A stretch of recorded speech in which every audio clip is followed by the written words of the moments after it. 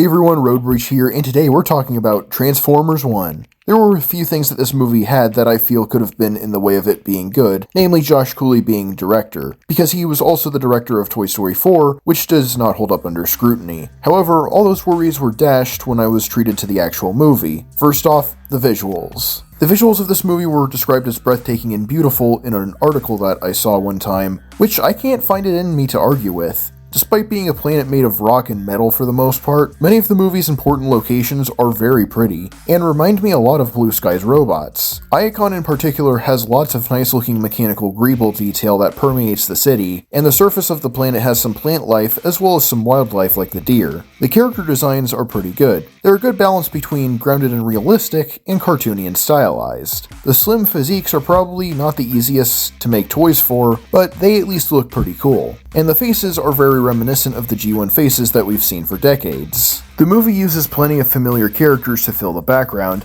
and even though they have minimal lines, I appreciate that they're here and could very well get more screen time in development should the movie do well. And much like the toy line that this franchise sells, you can notice that there are a bunch of recolors of characters that already exist in the background. But I will cut some slack because this movie's budget was $75 million, and I also couldn't really imagine using a budget like that to fill the background with a bunch of original designs. And the designs of the protagonists stand out pretty well from any characters in the background, though I'm not really the biggest fan of Optimus's helmet design in this movie. I really wish they found more of a middle ground between the G1 look and a more updated aesthetic with it. Other than that, the movie looks absolutely gorgeous from an animation standpoint, but then again, Toy Story 4 also looked pretty gorgeous from an animation standpoint, so let's get into the part that matters the most, the writing. D16 and Orion have a well-established relationship in this movie as colleagues and friends.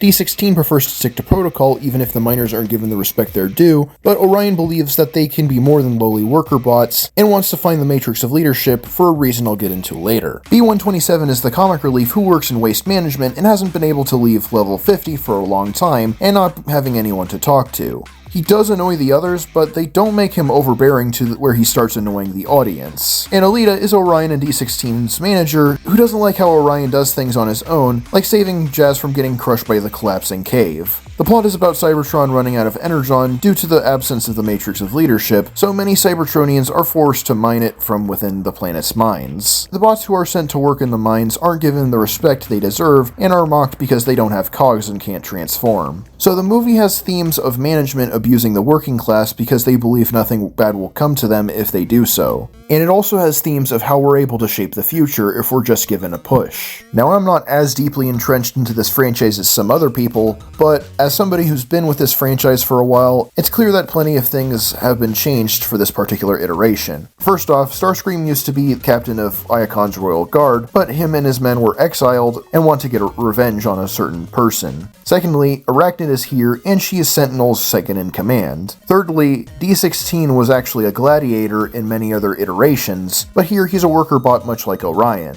And now, I'm gonna start getting into spoilers, so skip here to avoid that. And fourthly, Alpha Trion is a Prime who gets betrayed by Sentinel. Sentinel is believed to be a great guy who's trying to retrieve the Matrix to bring back Energon to Cybertron, but it's revealed that he killed off the other Primes with the help of the Quintessons, and Primus hid the Matrix from Sentinel after he did so because Sentinel wasn't worthy of its power. Not only that, but he's responsible for the miners not having the ability to transform to maintain his power. Sentinel is a complete bastard in this movie who hides behind lies and manipulation, which Optimus and Alita show to all of Iacon. So it seems that no matter what iteration, Sentinel is just a complete tailpipe. And after D16 learns about Sentinel's treachery, he wants nothing but vengeance for what Sentinel did. The whole movie he shows that he has anger issues, which really end up boiling over towards the climax. I may have said that Brian Tyree didn't really fit Megatron, but this Megatron has that dog in him to the point he mangles Starscream's voice box because of how much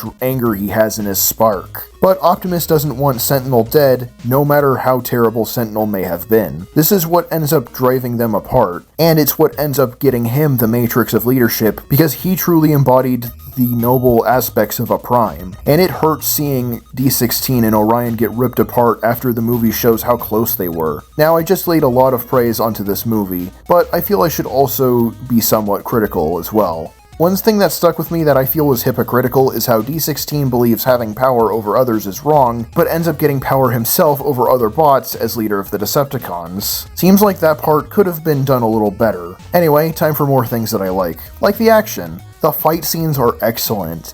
They're frenetic, and it really feels like the combatants are doing everything they can to survive. And I feel Bumblebee really does earn the name Badassatron later in the movie. They even do something that I love with Transformers fights nowadays, in that they use the power of transformation in battle. They partially transform to get one up on the other combatant, like when Megatron deploys one of his treads to get more range out of his kick, or when Optimus transforms into a truck to knock Megatron off his feet, and so on and so forth. I also like that Jazz is back after they seemingly retired his character, though I do think they toned him down a bit because they were worried that Jazz's portrayals prior to this were offensive, which I tried to find someone saying, but found nothing. But then again, I'd rather not look too hard for people who hate fun. Jazz is a good character that people like, and I will not hear anyone tell me otherwise. I also like that they use slang in this movie, like glitch instead of bitch, and I also like that Alita calls D16 and B127 idiot GoBots as an insult. I also have to say that the voice cast does a great job, with the one exception being Scarlett Johansson as Alita,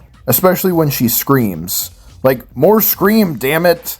I also like that Sentinel is played by the same guy who thought it was a great idea to make a video about how we need to fight whiteness, and his character gets ripped in half by Megatron. Overall, Transformers 1 is a lot of fun. It feels like it was made by someone who has lots of reverence for this franchise and wanted to show it with this movie. And not only that, but it feels way more intelligent and thematic than I was expecting it to be. But what do you think about Transformers 1? Did you like it? Be sure to like, comment, subscribe, and I'll catch you next time. Thanks for watching, and gotta zoom.